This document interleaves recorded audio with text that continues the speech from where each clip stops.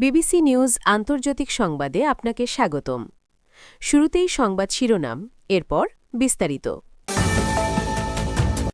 নতুন প্রযুক্তি দিয়ে হামলা, আক্রমণ ঠেকাতে হিমশিম খাচ্ছে ইসরায়েল। চীনের বিরুদ্ধে নেতানিয়াহুর অভিযোগ, ভিত্তিহীন বলছে বেইজিং। হরমুজ প্রণালীকে অস্ত্র হিসেবে ব্যবহার না করার আহ্বান তুরস্কের। ইরানে গোপনে হামলা চালিয়েছিল আরব আমিরাত। এতক্ষণ শুনছিলেন সংবাদ শিরোনাম, এখন বিস্তারিত। আপনি যদি মুসলিমদের পাশে থাকতে চান তাহলে ভিডিওতে লাইক করে চ্যানেলটি অবশ্যই সাবস্ক্রাইব করে দেবেন। নতুন প্রযুক্তি দিয়ে হামলা, আক্রমণ ঠেকাতে হিমশিম খাচ্ছে ইসরায়েল। লেবানন থেকে আসা হিজবুল্লার উন্নত প্রযুক্তির ফাইবার অপটিক ড্রোন মোকাবিলায় এখনও কার্যকর সমাধান খুঁজে পাচ্ছে না ইসরায়েলি সেনাবাহিনী। দেশটির গণমাধ্যমে প্রকাশিত প্রতিবেদনে এ তথ্য জানানো হয়েছে।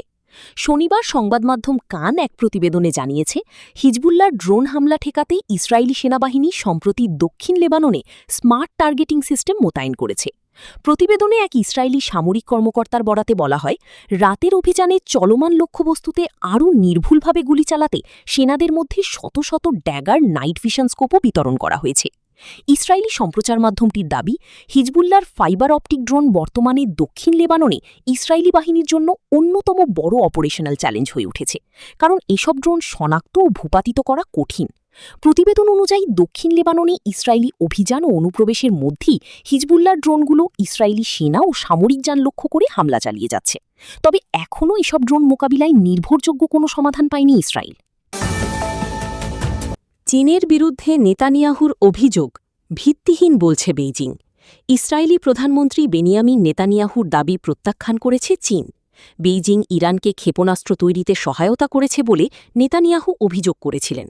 মঙ্গলবার চীনা পররাষ্ট্র মন্ত্রণালয়ের মুখপাত্র গুও জিয়াকুন বলেছেন, আমরা তথ্যভিত্তিক নয় এমন অভিযোগের বিরোধিতা করি। খবর আনাদোলু এজেন্সির। নেতানিয়াহুর বক্তব্যের জবাবে গুও বলেন, ইরানের ক্ষেপণাস্ত্র তৈরির কিছু নির্দিষ্ট অংশে চীন সহায়তা করেছে, এ ধরনের অভিযোগের বিষয়ে চীন বারবার তার অবস্থান স্পষ্ট করেছে। তিনি আরও বলেন, একটি দায়িত্বশীল বড় দেশ হিসেবে চীন সবসময় তার আন্তর্জাতিক বাধ্যবাধকতা পালন করে। মুখপাত্র গুও জিয়াকুন যোগ করেন, চীন সংঘাত কমিয়ে আনা এবং শান্তি আলোচনার মাধ্যমে যুদ্ধের অবসান ঘটাতে প্রতিশ্রুতিবদ্ধ। প্রসঙ্গত, চলতি বছরের ২৮ ফেব্রুয়ারি ইসরায়েল ও যুক্তরাষ্ট্র ইরানে হামলা চালালে তেহরান প্রতিশোধ হিসেবে মধ্যপ্রাচ্যে মার্কিন ঘাঁটি ও সম্পদ লক্ষ্য করে পাল্টা হামলা করে। যুক্তরাষ্ট্র চীনকে ইরানে সহায়তার অভিযোগ এনে তেল শোধনাগার ও স্যাটেলাইট ইমেজিং প্রতিষ্ঠানের উপর নিষেধাজ্ঞা আরোপ করে। এই যুদ্ধে ইরানে ৩,৩০০-এর বেশি মানুষ নিহত এবং কয়েক হাজার বাস্তুচ্যুত হয়েছেন।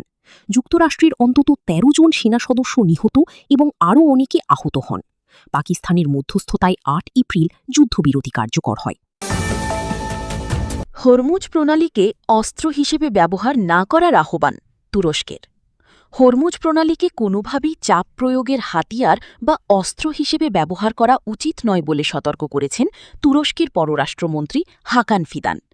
মঙ্গলবার কাতারের প্রধানমন্ত্রী ও পররাষ্ট্রমন্ত্রী মোহাম্মদ বিন আবদুল রহমান আল থানির সঙ্গে যৌথ সংবাদ সম্মেলনে তিনি এ মন্তব্য করেন। খবর আনাদোলু এজেন্সির। ফিদান বলেন, আঞ্চলিক স্থিতিশীলতা এবং বৈশ্বিক অর্থনীতির জন্য হরমুজ প্রণালীকে অস্ত্র হিসেবে ব্যবহার না করা অত্যন্ত গুরুত্বপূর্ণ। তিনি আরও বলেন, উপসাগরীয় অঞ্চলের চলমান সংকট যেন গাজা ইস্যুকে আড়াল না করে। তুর্কি পররাষ্ট্রমন্ত্রী অভিযোগ করেন, ইসরায়েলের সম্প্রসারণবাদী নীতি এখনও মধ্যপ্রাচ্যের নিরাপত্তা ও স্থিতিশীলতার জন্য বড় হুমকি হয়ে রয়েছে। এদিকে হরমুজ প্রণালী এখন আগের তুলনায় অনেক বড় কৌশলগত যুদ্ধাঞ্চলে পরিণত হয়েছে বলে দাবি করেছে ইরানের বিপ্লবী গার্ড বাহিনীর নৌশাখা। বাহিনীটির রাজনৈতিক উপপ্রধান মোহাম্মদ আকবরজাদেহ স্থানীয় সংবাদমাধ্যম তাসনিম নিউজকে বলেন, আগে হরমুজ প্রণালীকে সীমিত এলাকা হিসেবে দেখা হলেও বর্তমান পরিস্থিতিতে এর পরিধি বহুগুণ বেড়েছে। তার ভাষ্য অনুযায়ী, আগে যেখানে এই জলপথের কার্যকর সীমা ছিল মাত্র ৩২ থেকে ৪৮ কিলোমিটার, এখন তা বিস্তৃত হয়ে প্রায় ৩২০ থেকে ৪৮০ কিলোমিটার পর্যন্ত পৌঁছেছে। জাস্ক উপকূল থেকে সিরি দ্বীপ, কেশম দ্বীপ ও বৃহত্তর তুনুব এলাকা পর্যন্ত একটি পূর্ণাঙ্গ প্রতিরক্ষা বলয় তৈরি হয়েছে বলে দাবি করেন তিনি। ইরানে গোপনে হামলা চালিয়েছিল আরব আমিরাত। ইরানের ওপর গোপনে সামরিক হামলা চালিয়েছে সংযুক্ত আরব আমিরাত ইউএই। এমন দাবি উঠে এসেছে মার্কিন সংবাদ মাধ্যমের এক প্রতিবেদনে। এর মাধ্যমে যুক্তরাষ্ট্র ও ইসরায়েলের পাশাপাশি ইরানের বিরুদ্ধে সামরিক অভিযানে সরাসরি অংশ নেওয়া একমাত্র আরব দেশ হিসেবে নাম এসেছে আরব আমিরাতের। সংশ্লিষ্ট সূত্রের বরাতে সোমবার ১২ মে প্রকাশিত এক প্রতিবেদনে মার্কিন সংবাদ মাধ্যম দ্য ওয়াল স্ট্রিট জার্নাল জানিয়েছে, গত এপ্রিলের শুরুতে ইরানের বিভিন্ন স্থাপনায় হামলা চালায় আমিরাত। হামলার অন্যতম লক্ষ্য ছিল পারস্য উপসাগরের লাবান দ্বীপে অবস্থিত একটি তেল শোধনাগার। প্রতিবেদনে বলা হয়েছে, সে সময় মার্কিন প্রেসিডেন্ট ডোনাল্ড ট্রাম্প যুদ্ধবিরতির ঘোষণা দিয়েছিলেন।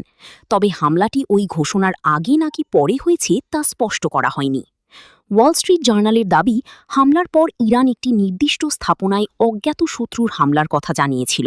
একই সঙ্গে এর প্রতিক্রিয়ায় সংযুক্ত আরব আমিরাত ও কুয়েতে ক্ষেপণাস্ত্র ও ড্রোন হামলা চালানোর কথাও উল্লেখ করা হয় প্রতিবেদনে।